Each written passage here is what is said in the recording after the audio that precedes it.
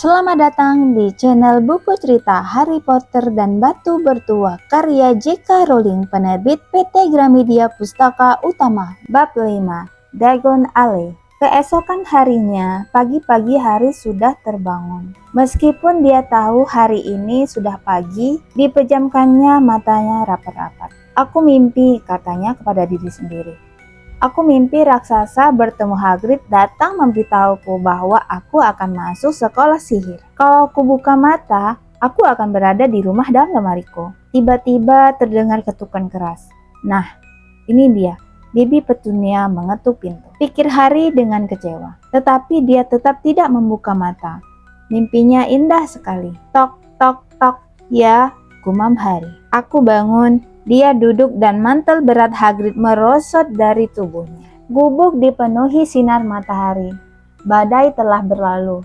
Hagrid sendiri tertidur di sofa yang melesak dan ada burung hantu mengetuk-ngetukkan cakar di jendela. Paruhnya menggigit koran. Harry terhuyung berdiri.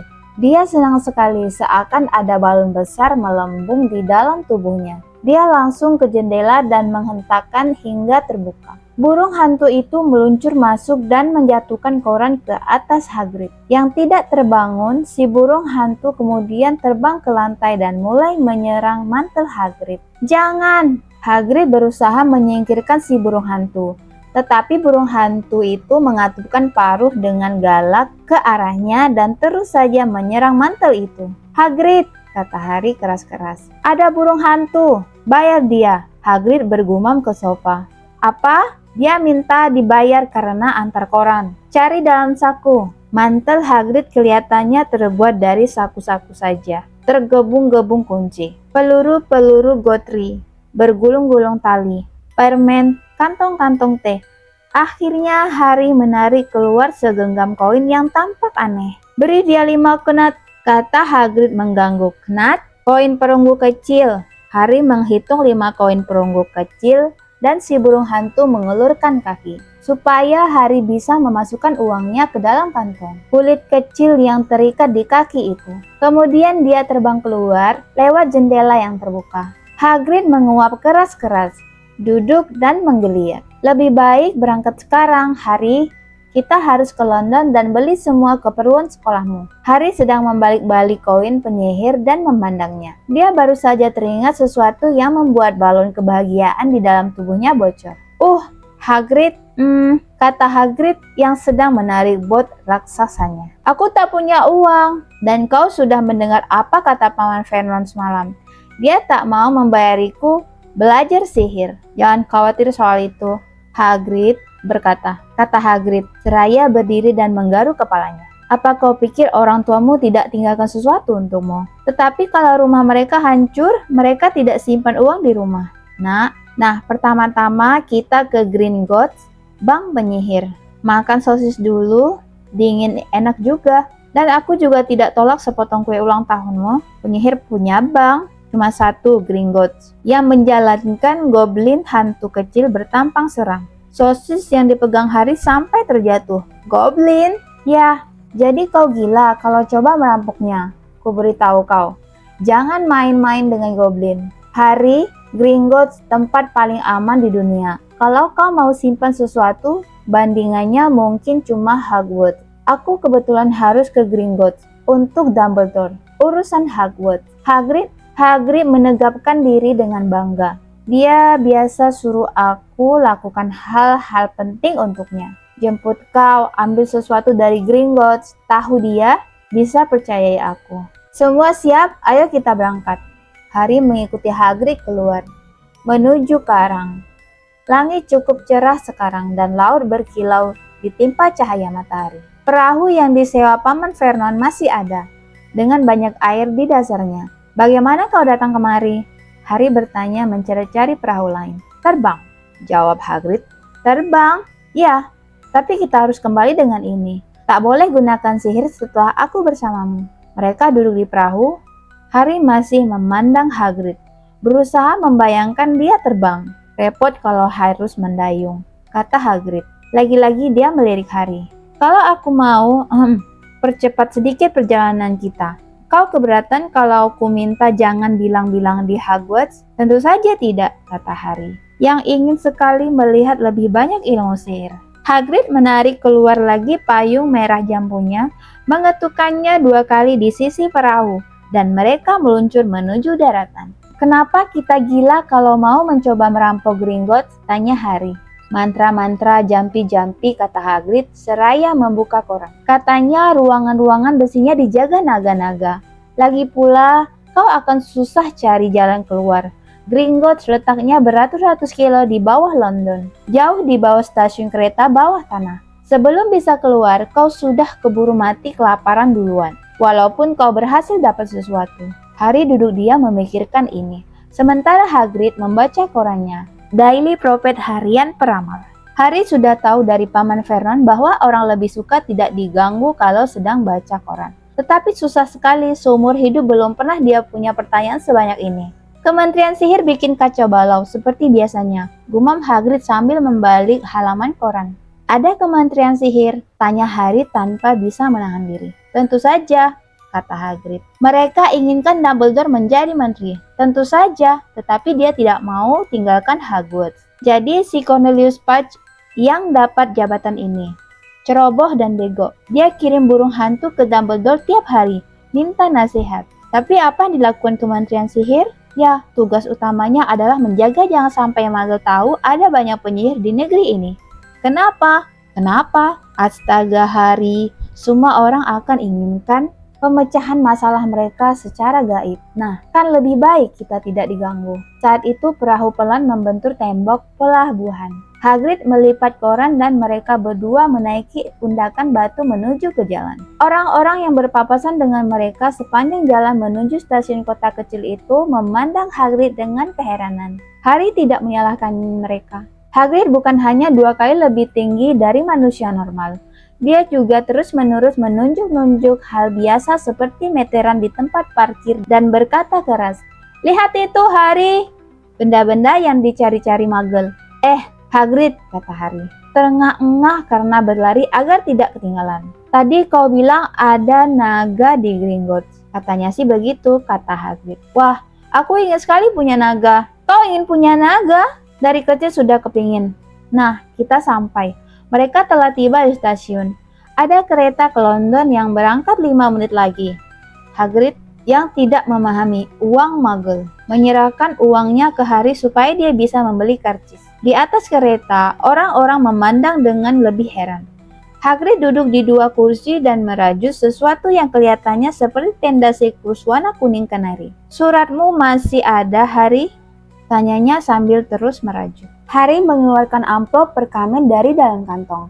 "Bagus," kata Hagrid. "Di situ ada daftar semua keperluanmu." Harry membuka lipatan kertas satu lagi yang semalam tidak diperhatikannya dan membaca. Sekolah Sihir Hogwarts. Seragam siswa kelas 1 memerlukan 3 setel jubah kerja sederhana hitam, 1 kopi kerucut, sepasang sarung tangan pelindung, 1 mantel musim dingin. Buku semua siswa harus memiliki buku-buku berikut. Kitab mantra standar, 1000 tanaman obat, cairan dan ramuan ajaib, hewan-hewan fantastis dan di mana mereka bisa ditemukan oleh Newt Scamander, kekuatan gelap, peralatan lain, 1 tongkat sihir, 1 kuali, 1 set tabung, 1 teleskop, 1 set timbangan kuningan. Siswa diizinkan membawa burung hantu atau kucing atau kodok. Orang tua diingatkan bahwa siswa kelas 1 belum boleh memiliki sapu sendiri.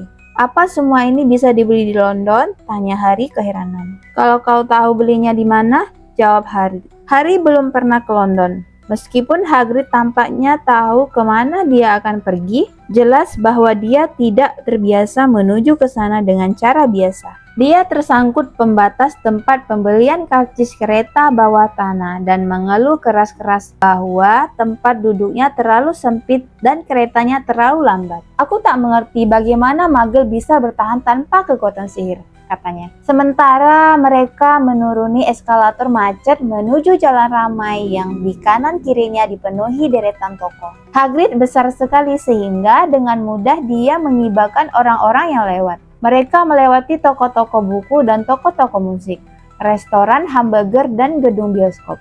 Tapi kelihatannya tak ada yang menjual tongkat ajaib. Ini cuma jalan biasa, penuh orang-orang biasa pula. Mungkinkah benar-benar ada gundukan emas penyihir terkubur berkilo-kilometer di bawah mereka? Betulkah ada toko yang menjual buku mantra dan sapu terbang? Jangan-jangan semua ini cuma lelucon besar buatan keluarga Dursley. Kalau Harry tidak tahu bahwa keluarga Dursley tak punya rasa humor, dia pasti sudah mengira begitu. Bagaimanapun, kendati semua yang dikatakan Hagrid sejauh ini memang tidak masuk akal, Harry toh mempercayainya. Ini dia, kata Hagrid berhenti. Leaky Cauldron, kuali bocor. Ini tempat terkenal. Tempat itu tempat minuman kecil dan kotor. Jika Hagrid tidak menunjuknya, Harry tidak akan melihatnya. Orang-orang yang lewat sama sekali tidak meliriknya. Mata mereka bergulir dari toko buku besar di sisi yang satu ke toko musik di sisi lainnya. Seakan mereka sama sekali tidak bisa melihat Leaky Cauldron. Leaky Cauldron. Sejujurnya, Harry punya perasaan aneh. Hanya dia dan Hagrid yang bisa melihatnya. Sebelum dia bisa mengutarakan ini, Hagrid sudah mendorongnya masuk. Untuk tempat terkenal, tempat ini sangat gelap dan kumuh. Beberapa wanita tua duduk di sudut, minum sherry dalam gelas-gelas kecil. Salah satu di antara mereka menghisap pipa panjang.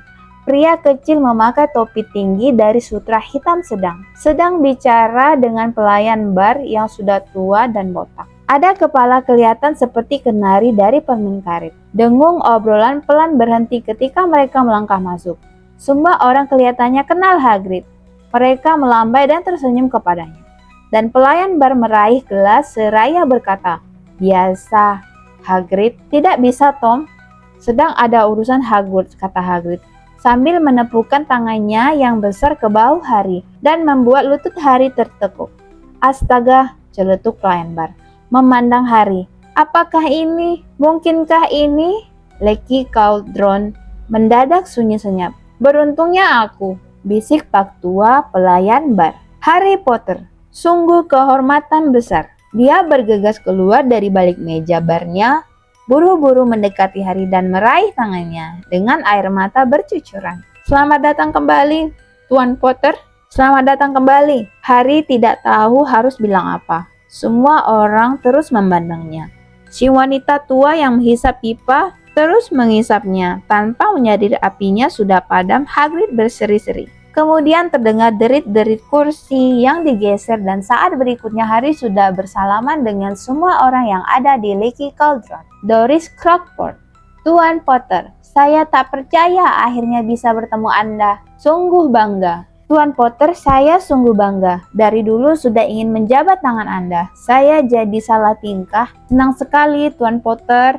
Tak bisa terkatakan. Diggle nama saya, Dedalus Diggle. Saya pernah melihat Anda," kata Harry. Bersamaan dengan jatuhnya topi tinggi Dedalus Diggle, saking bersemangatnya dia.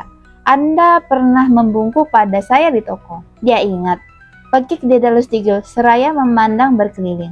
"Kalian dengar itu? Dia ingat aku." Harry berjabat tangan tak henti-hentinya. Doris Crockford bolak-balik ingin menjabat tangan dengannya. Pemuda berwajah pucat maju sangat tegang. "Harry, Profesor Quirrell akan jadi salah satu gurumu di Hogwarts." Potter?" Profesor Quirrell berkata gagap, seraya menjabat tangan Harry. Tak bisa kukatakan betapa senangnya aku bertemu denganmu." "Ilmu gaib apa yang Anda ajarkan, Profesor Quirrell?" Pertahanan terhadap ilmu hitam," gumam Profesor Quirrell. Seakan dia lebih suka tidak membicarakan itu. Kau tahu, kau sih sebetulnya tidak perlu." Potter, dia tertawa gugup. Kau akan membeli perlengkapanmu kan? Aku sendiri harus membeli buku tentang vampir." Dia kelihatannya ngeri sendiri. Tetapi yang lain tidak membiarkan Harry dikuasai Profesor Quirrell sendiri. Perlu hampir 10 menit untuk melepaskan diri dari mereka. Akhirnya, Hagrid berhasil membuat suaranya mengalahkan keributan mereka. "Harus pergi, banyak yang harus dibeli. Ayo Harry." Doris Crockford menjabat tangan Harry untuk terakhir kali. Dan Hagrid mengajaknya keluar melewati bar, menuju halaman kecil yang dikelilingi tembok. Tak ada apa-apa di halaman itu kecuali tempat sampah dan ilalang. Hagrid menyeringai kepada Harry. Apa kataku? Aku sudah bilang kan, kau ini terkenal. Bahkan Profesor Quirrell pun gemetar ketemu kau. Tapi dia memang selalu gemetar. Apa dia selalu gugup begitu? Oh iya, kasihan. Otaknya brilian. Dulunya sih baik-baik saja waktu masih belajar dari buku. Tapi kemudian dia cuti setahun mau alami sendiri. Orang bilang dia ketemu vampir di Black Forest dan sempat ribut dengan nenek sihir jahat. Sejak itu dia berubah, takut pada muridnya, takut pada mata pelajaran yang diajarkannya. Mana payungku? Vampir? Nenek sihir jahat? Kepala Harry serasa berputar. Hagrid sementara itu menghitung batu bata pada tembok di atas tempat sampah. Ke atas 3, ke samping 2, dia bergumam, ini dia. Mundur, Harry. Dia mengetok tembok 3 kali dengan ujung payung. Batu bata yang disentuhnya bergetar, meliuk malah. Di tengahnya muncul lubang kecil, makin lama makin besar. Sedetik kemudian mereka sudah berhadapan dengan gerbang yang bahkan cukup besar untuk Hagrid. Gerbang masuk ke jalan berbatu yang berbelok-belok dan membelok lenyap dari pandangan. Selamat datang, kata Hagrid, di Diagon Alley. Dia menyeringai melihat Harry terpana. Mereka melangkahi gerbang. Harry cepat-cepat menoleh dan melihat gerbang terbuka itu langsung menyusut kembali menjadi tembok padat. Matahari bersinar cerah. Sinarnya menimpa setumpuk kuali di depan toko paling dekat. Kuali segala ukuran, tembaga, kuningan, timah putih, timah hitam, perak, mengaduk sendiri. Dapat dilihat begitu bunyi papan yang tergantung di atasnya. Ya, kau perlu 1, kata Hagrid.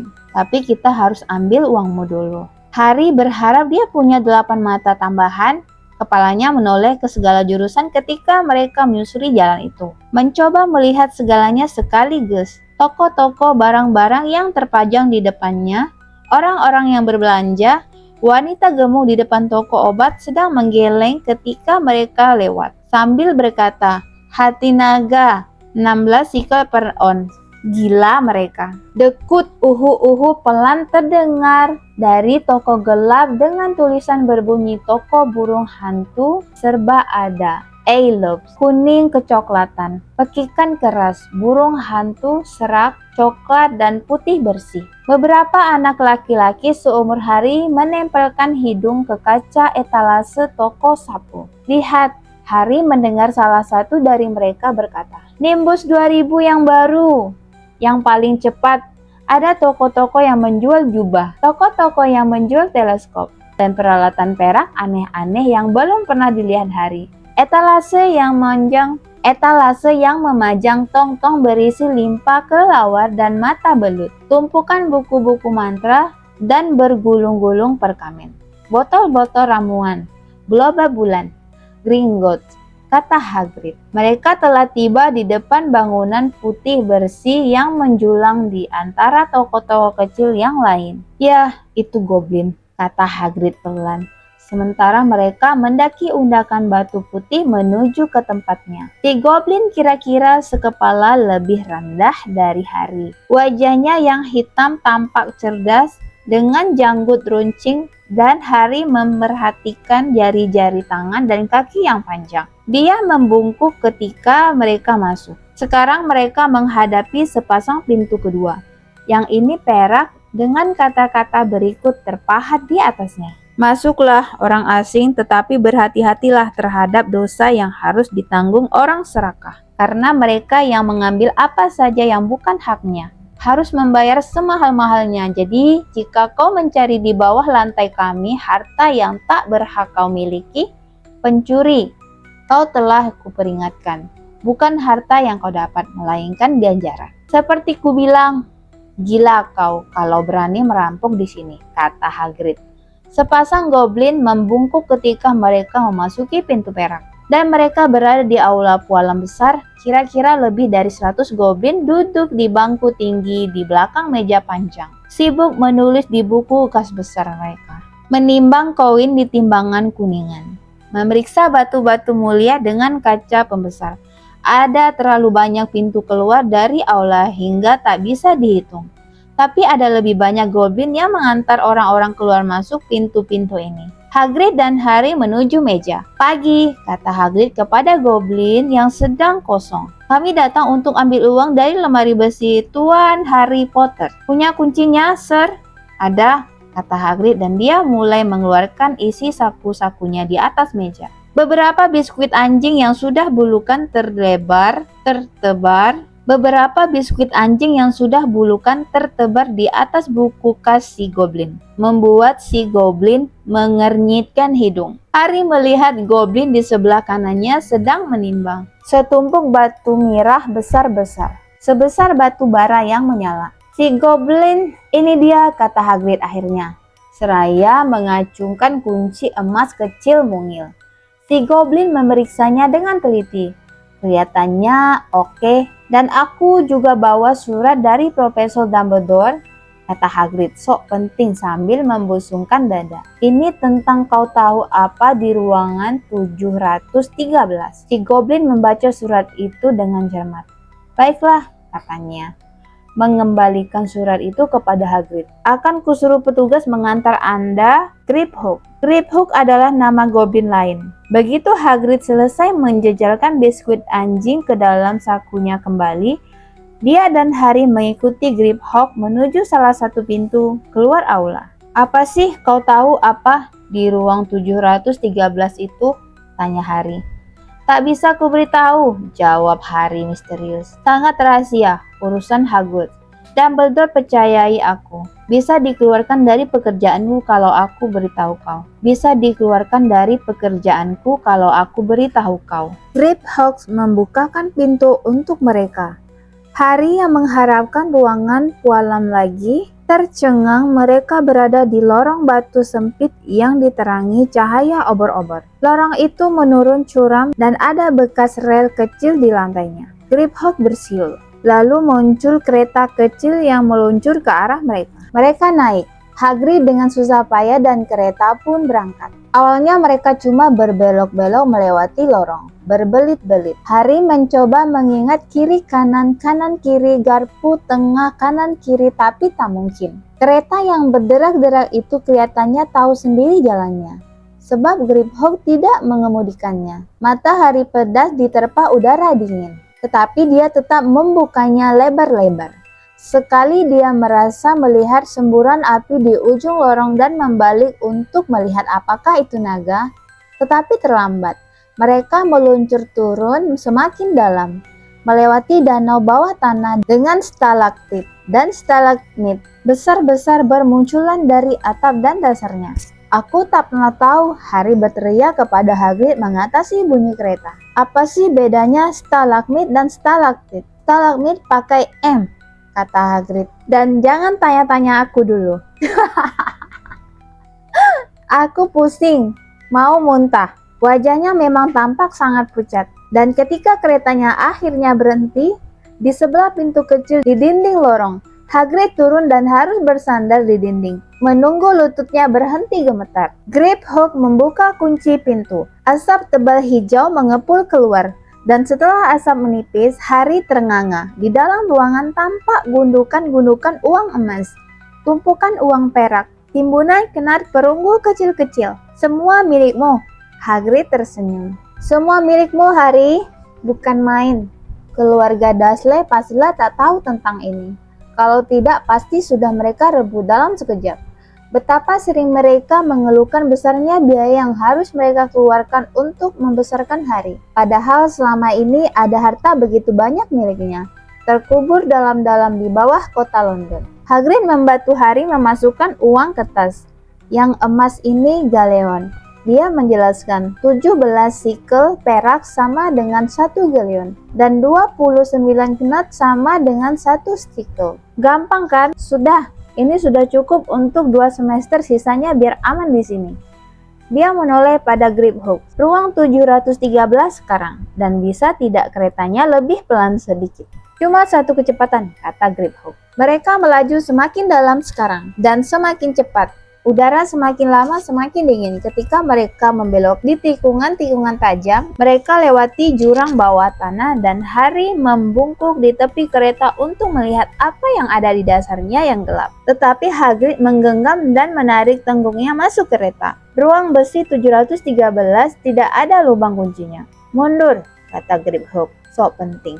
Dia membelai lembut pintunya dengan satu jari dan pintu itu meleleh begitu saja. Kalau orang lain, bukan Goblin Gringotts yang melakukan itu, mereka akan tersedot lewat pintu dan terperangkap di dalam, kata Griphook. Berapa sering kau mengecek kalau ada orang terperangkap di dalam? Tanya Harry. Kira-kira sekali dalam 10 tahun, kata Griphook dengan seringai agak menyebalkan. Sesuatu yang betul-betul luar biasa pastilah ada dalam ruangan besi dengan pengamanan istimewa ini. Harry yakin, maka dia melongo dengan penuh semangat, berharap melihat permata-permata hebat. Paling tidak, tetapi awalnya dia mengira ruangan itu kosong. Kemudian dilihatnya bungkusan kertas coklat kecil kumal tergeletak di lantai. Hagrid memungutnya dan memasukkannya hati-hati di balik mantel. Harry ingin sekali tahu apa isi bungkusan itu, tetapi dia tahu sebaliknya tidak bertanya. Ayo, naik kereta celaka ini lagi. Dan jangan bicara padaku, paling baik aku tutup mulut, kata Hagrid. Setelah perjalanan naik kereta gila-gilaan, mereka berdiri kesilauan dalam cahaya matahari di luar Gringotts. Harry tak tahu harus kemana dulu sekarang setelah dia punya satu tas penuh uang. Dia tak perlu tahu berapa galion senilai dengan 1 pound untuk mengetahui bahwa dia sedang memegang lebih banyak uang daripada yang pernah dimilikinya selama hidup. Bahkan lebih banyak daripada yang dimiliki Dudley. Lebih baik beli seragammu dulu, kata Hagrid. Seraya mengangguk ke arah jubah acara kreasi Madame Malkin. Harry, kau keberatan tidak kalau aku pergi sebentar ke Leaky Cauldron untuk beli minuman? Aku benci kereta Gringotts. Dia masih kelihatan sedikit pucat, maka Harry masuk ke toko Madame Malkin sendirian, merasa gugup. Madame Malkin adalah penyihir bertubuh pendek gemuk, penuh senyum, berpakaian serba lembayung muda. Hogwarts. Nak, katanya, ketika Harry baru mau bicara, banyak yang kesini. Sekarang malah ada satu yang sedang ngepas. Di bagian belakang toko, anak laki-laki dengan wajah runcing pucat berdiri di bangku pendek kecil. Sementara ada penyihir kedua yang melipat jubah hitam panjangnya dan menyematkan dengan jarum pentul. Madame Malkin menyuruh Harry berdiri di bangku di sebelahnya, memasukkan jubah panjang melewati kepalanya dan mulai menyematkan sampai panjangnya pas. Halo, sapa anak laki-laki. Hogwarts juga? Ya, jawab Harry. Ayahku di sebelah, membelikan bukuku, dan ibuku di toko lain mencari tongkat, kata anak itu. Suaranya membosankan dan seperti dipanjang-panjangkan. Sesudah itu aku akan menarik mereka melihat sapu balap. Aku tak mengerti kenapa anak-anak kelas 1 tidak boleh punya sapu sendiri. Kurasa aku akan maksa ayah supaya memberikan aku sapu dan akan kuselundupkan. Harry jadi langsung ingat Dudley. Apa kau sudah punya sapu? Si anak melanjutkan. Belum, jawab Harry. Main Quidditch? Tidak, kata Harry lagi. Sementara dalam hati bertanya-tanya sendiri, apa gerangan Quidditch itu? Aku sih main, ayah bilang kelewatan kalau aku tidak terpilih dalam tim asramaku. Dan harus kukatakan aku sepakat. Sudah tahu kau akan di asrama mana? Tidak, jawab Harry. Yang makin lama merasa makin bodoh. Ya, memang tak ada yang tahu sampai mereka tiba di sana kan? Tapi aku tahu aku akan masuk ke Slytherin. Semua keluarga kami di sana. Bayangkan kalau sampai di Hufflepuff, kurasa aku akan pindah. Iya kan, Mom? Iya kan? Jawab Harry, yang berharap bisa mengatakan sesuatu yang lebih menarik. Lihat orang itu, kata anak itu tiba-tiba, mengangguk ke arah jendela depan. Hagrid berdiri di sana, menyeringai kepada Harry dan menunjuk 2 es krim besar untuk memberitahukan itulah sebabnya dia tidak bisa masuk. Itu Hagrid, kata Harry, senang mengetahui sesuatu yang tidak diketahui anak itu. Dia bekerja di Hogwarts. Oh, kata anak tersebut. Aku sudah dengar tentang dia. Dia semacam pelayan, kan? Dia pengawas binatang liar, kata Harry. Makin lama dia semakin tidak menyukai anak itu. Ya, itulah, kudengar dia semacam orang liar. Tinggal di gubuk di halaman sekolah dan dari waktu ke waktu dia mabuk. Mencoba menyihir tapi hasilnya malah membakar tempat tidurnya sendiri. Menurut aku dia hebat, kata Harry dingin. Begitu, kata si anak sedikit melecehkan. Kenapa dia bersamamu? Di mana orang tuamu? Sudah meninggal, kata Harry pendek. Dia tidak ingin membicarakan hal ini dengan anak itu. "Oh, maaf," kata si anak. Tapi kedengarannya tidak prihatin sama sekali. "Tapi mereka bangsa kita kan? Mereka penyihir, kalau itu maksudmu. Menurut aku sih bangsa lain sebaiknya jangan diizinkan bergabung, iya kan? Mereka tidak sama. Mereka tidak pernah dibesarkan dengan cara-cara kita. Beberapa di antara mereka bahkan tidak pernah mendengar tentang Hogwarts sampai mereka menerima surat. Bayangkan, menurut aku sih sebaiknya mereka cuma menerima keluarga penyihir. Siapa sih nama keluargamu?" Tapi sebelum Harry sempat menjawab, Madam Malkin berkata, "Sudah selesai, Nak." Dan Harry yang malah senang bisa menghindari si anak, langsung meloncat turun dari bangku. "Sampai ketemu di Hogwarts ya," kata anak itu. Harry agak diam ketika memakan es krim yang dibelikan Hagrid untuknya. Coklat dan raspberry dengan cacahan kaca. "Ada apa?" tanya Harry. "Tidak ada apa-apa," Harry berbohong. Mereka berhenti untuk membeli perkamen dan pena bulu. Harry agak gembira ketika menemukan sebotol tinta yang warnanya berubah saat dipakai menulis. Ketika mereka telah meninggalkan toko, dia nyeletuk, "Hagrid, Quidditch itu apa?" "Astaga, Harry, aku lupa terus bahwa belum banyak yang kau tahu. Bahkan Quidditch pun kau belum tahu. Jangan membuatku merasa lebih parah," kata Harry. Dia memberitahu Hagrid tentang anak pucat di toko Madam Malkin. Dan dia bilang orang-orang dari keluarga Muggle seharusnya tidak diterima di... "Kau bukan dari keluarga Muggle. Kalau saja dia tahu siapa sebetulnya kau, sejak kecil pastilah dia sudah diberitahu namamu jika orang tuanya memang penyihir. Kau sudah lihat sendiri di Leaky Cauldron. Lagi pula dia tahu apa sih? Beberapa dari penyihir terbaik malah orang-orang yang memang diberi bakat sihir tapi berasal dari keluarga Muggle. Lihat saja ibumu. Lihat bagaimana kakaknya. Jadi Quidditch itu apa? Itu olahraga kita, olahraga penyihir. Semacam sepak bola kalau di dunia Muggle. Semua orang senang menonton Quidditch, dimainkan di udara dengan naik sapu terbang dan ada 4 bola, agak susah menjelaskan aturannya. Dan apa itu Slytherin dan Hufflepuff? Nama-nama rumah asrama di sekolah, ada 4. Semua bilang Hufflepuff isinya anak-anak yang canggung, tapi kalau begitu pastilah aku masuk Hufflepuff, kata Harry muram. Lebih baik Hufflepuff daripada Slytherin, kata Hagrid keras. Semua penyihir yang jadi jahat dulunya tinggal di Slytherin. Kau tahu siapa salah satunya? Vol, maaf, kau tahu siapa dulunya di Hogwarts? Bertahun-tahun yang lalu, kata Hagrid, mereka membeli buku-buku Harry di Flourish and Bloods. Di toko buku itu, rak-raknya penuh sampai ke langit-langit. Dan berbagai buku. Dari buku setebal batu bata bersampul kulit sampai buku sebesar perang dengan sampul sutra. Buku-buku dengan gambar aneh-aneh dan beberapa buku yang sama sekali kosong melompong, bahkan Dudley yang sama sekali tak pernah membaca apa-apa akan senang memiliki beberapa buku yang ada di sini. Hagrid nyaris sampai harus menyeret Harry dari buku kutukan dan kontra kutukan, ikat kawan dan kutuk lawan dengan pembalasan dendam mutakhir, rambut rontok, kaki lemas, lidah beku, dan banyak macam lagi. Oleh Profesor Vindictus Viridian. Aku senang mencoba mencari cara mengutuk Dudley. Aku tidak bilang itu bukan ide yang baik, tapi kau tak boleh gunakan sihir di dunia Muggle. Kecuali dalam keadaan sangat istimewa, kata Hagrid. Lagi pula kau belum bisa gunakan kutukan, kau masih perlu belajar banyak sebelum mencapai tingkat itu. Hagrid juga tidak mengizinkan Harry membeli kuali emas. Menurut daftarmu harus timah campuran. Tetapi mereka mendaftar satu set timbangan bagus untuk menimbang bahan-bahan ramuan dan teleskop kuningan yang bisa dilipat. Kemudian mereka ke toko bahan ramuan yang untungnya cukup menarik. Soalnya baunya busuk bukan main, campuran antara telur busuk dan kol busuk. Tong-tong berisi lendir berjajar di lantai, toples-toples berisi ramuan. Akar-akar kering dan bubuk berwarna cerah berderat di dinding. Bergebung bulu-bulu untayan taring dan cakar-cakar melengkung bergantungan dari langit-langit. Sementara Hagrid minta si penjaga toko menyiapkan bahan-bahan dasar ramuan untuk Harry. Harry sendiri sibuk mengamati tanduk perak unicorn yang harganya 21 galeon sebuah, dan mata kumbang yang hitam kecil-kecil dan berkilat, 5 knut sesendok. Di luar toko, Hagrid memeriksa daftar Harry lagi. Tinggal kurang tongkatmu. Oh iya, dan aku belum membeli hadiah ulang tahun buatmu. Harry merasa mukanya merah.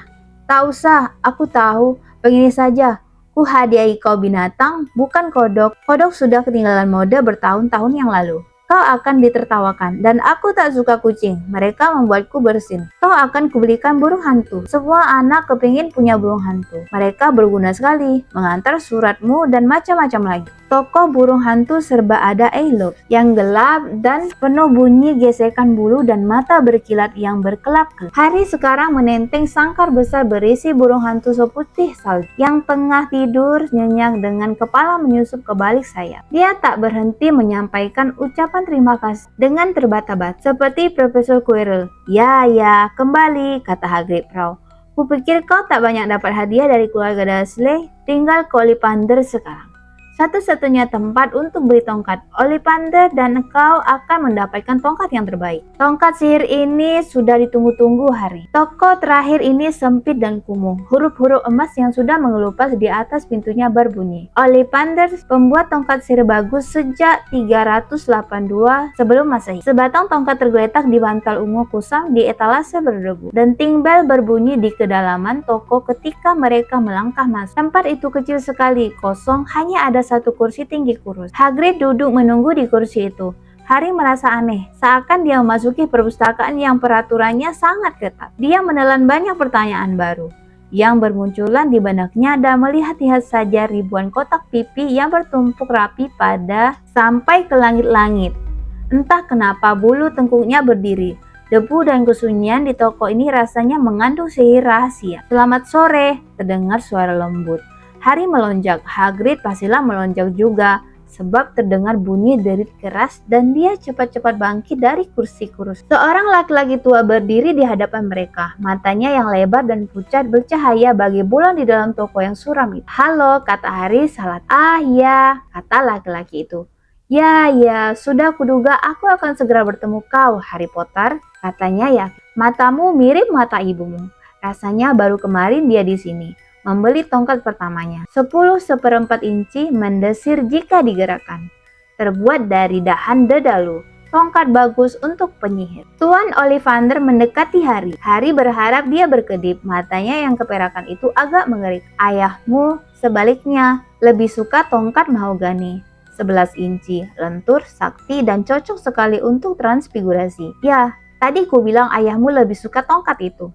Sebetulnya tongkatnya lah yang memilih si penyihir, tentu saja. Tuan Ollivander sudah dekat sekali, sehingga hidungnya dan hidung Harry nyaris bersentuhan. Harry bisa melihat bayangan dirinya di dalam mata berkabut itu. Dan ini rupanya, Tuan Ollivander menyentuh bekas luka berbentuk kilat menyambar di dahi Harry. Dengan jarinya yang putih panjang. Aku minta maaf karena aku yang menjual tongkat yang menyebabkan luka ini, katanya lembut. 13,5 inci. Kayu Yeo sakti, sangat sakti. Dan jatuh ke tangan yang salah. Ya, kalau saja aku tahu apa yang akan dilakukan tongkat itu di luar. Dia menggeleng. Kemudian betapa leganya Harry. Tuan Ollivander melihat Hagrid. Rubeus, Hagrid. Senang sekali bertemu kau lagi. 16 inci, agak bengkok kan? Betul, Sir. Ya, kata Hagrid.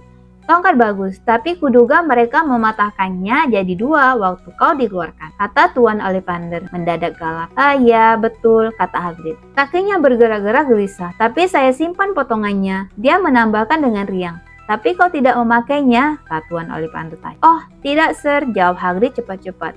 Harry melihat Hagrid mencengkeram payung merah jambunya erat-erat ketika berbicara. Kata Tuan Ollivander, menatap tajam Hagrid. Nah, Tuan Potter, coba kita lihat. Dia menarik keluar meteran panjang dengan tanda-tanda perak dari dalam kantong. Tangan mana? Tangan memegang tongkatmu? Tangan kanan, kata Harry. Julurkan tanganmu. Bagus. Dia mengukur Harry dari bahu ke jari, kemudian pergelangan tangan ke siku, bahu ke lantai, lutut ke ketiak, dan sekeliling kepalanya. Sementara mengukur, dia berkata, semua tongkat Ollivander punya intisari kegaiban. Tuan Potter, kami menggunakan rambut, bulu ekor burung, tonik, dan nadi jantung naga. Tak ada 2 tongkat Ollivander yang sama, seperti halnya tak ada 2 unicorn, naga atau poni yang persis sama. Dan tentu saja kau tak akan mendapatkan hasil baik dengan tongkat penyihir lain. Harry mendadak menyadari bahwa meteran yang sedang mengukur jarak antara kedua lubang hidungnya mengukur sendiri. Tuan Ollivander berkeliling di depan rak-rak menurunkan kotak-kotak. Sudah cukup, katanya. Dan meteran itu langsung terpuruk menggunung di lantai. Baik, Tuan Potter, cobalah yang ini. Beechwood dan nadi jantung naga. 9 inci, bagus dan fleksibel. Ambil dan cobalah menggoyangkannya. Harry meraih tongkat itu dan merasa bego menggoyangkannya sedikit. Tetapi Tuan Ollivander langsung merebutnya. Apel dan bulu poni 7 inci. Sabetannya oke, cobalah. Harry mencoba, tapi baru saja dia mengangkatnya, tongkat itu juga direbut balik oleh Tuan Ollivander. Tidak ini. Ebony dan rambut unicorn 8,5 inci. Elastis, ayo, coba yang ini. Harry mencobanya dan mencoba yang lain. Dia sama sekali tak tahu apa yang dinantikan Tuan Ollivander. Tumpukan tongkat yang sudah dicoba menggunung makin lama makin tinggi di kursi kurus. Tetapi semakin banyak tongkat yang diambilnya dari rak, semakin senang tampaknya Tuan Ollivander. Pembeli pemilih, jangan khawatir, kita akan menemukan tongkat yang pas di sini. Bagaimana kalau kenapa tidak? Kombinasi yang tidak biasa, Holly dan bulu poni 11 inci, bagus dan lentur. Harry mengambil tongkat itu, mendadak jari-jarinya sangat terasa. Diangkatnya tongkat ke atas kepala, diayunkannya ke bawah di udara berdebu, dan semburan bunga api merah dan keemasan meluncur dari ujungnya seperti kembang api, membuat bayang-bayang yang menari-nari di dinding. Hagrid berteriak dan bertepuk tangan, dan Tuan Ollivander berseru, "Oh, bravo, ya, sungguh bagus sekali. Wah, sungguh aneh sekali." Diletakkannya kembali tongkat Harry ke dalam kotaknya dan dibungkus dengan kertas coklat sambil terus bergumam, Aneh. Maaf, kata Harry. Tapi apa yang aneh? Tuan Ollivander menatap Harry dengan matanya yang pucat. Aku ingat semua tongkat yang pernah kujual, Tuan Potter. Satu persatu. Kebetulan ponik yang bulu ekornya ada di tongkatmu menghasilkan satu bulu lagi. Hanya satu. Sungguh aneh sekali kau ditakdirkan menjadi pemilik tongkat ini. Sementara saudaranya lah yang memberiku bekas luka itu. Harry menelan ludah. Ya, 13,5 inci. Sungguh aneh hal-hal semacam ini terjadi. Tongkat yang memilih penyihir. Ingat, kurasa kami harus mengharap kau melakukan hal-hal yang luar biasa, Tuan Potter. Lagi pula, dia yang namanya tak boleh disebut melakukan hal-hal luar biasa mengerikan. Ya, tapi luar biasa. Harry bergidik. Dia tak yakin apakah dia sangat menyukai Tuan Ollivander. Dia membayar 7 galeon emas untuk tongkat, dan Tuan Ollivander membungkuk mengantar mereka meninggalkan toko. Matahari sore menggantung rendah di langit.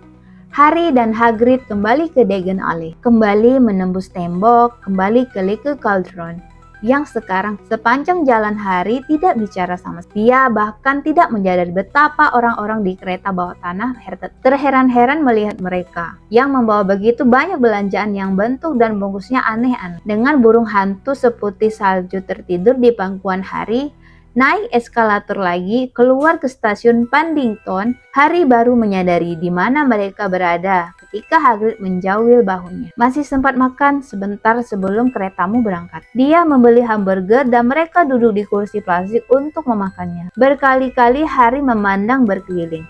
Segala sesuatu terasa aneh. Kau tak apa-apa, Harry? Kau dari tadi diam saja, kata Hagrid. Harry tak yakin dia bisa menjelaskan. Hari ini hari ulang tahun paling menyenangkan dalam hidupnya.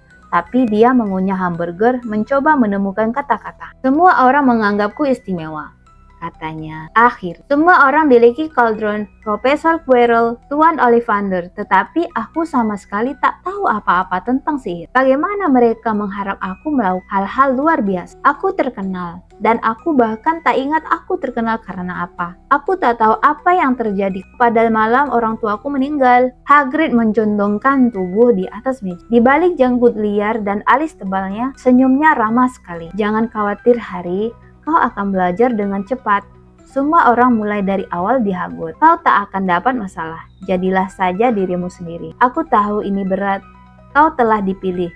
Dan ini selalu berat. Tetapi kau akan senang di Hogwarts.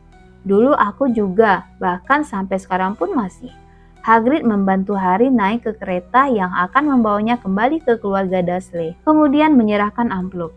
Karcis keretamu kehagut. Tanggal 1 September, King Cruise. Semua tercantum di karcismu. Kalau ada masalah dengan keluarga Dursley, kirimi aku surat lewat burung hantu. Dia akan tahu di mana temukan aku. Sampai ketemu lagi, Harry. Kereta bergerak meninggalkan stasiun. Harry ingin memandang Hagrid sampai tak kelihatan lagi. Dia bangkit dari tempat duduk dan menempelkan hidung di kaca jendela. Tapi begitu dia mengejapkan mata, Hagrid sudah lenyap.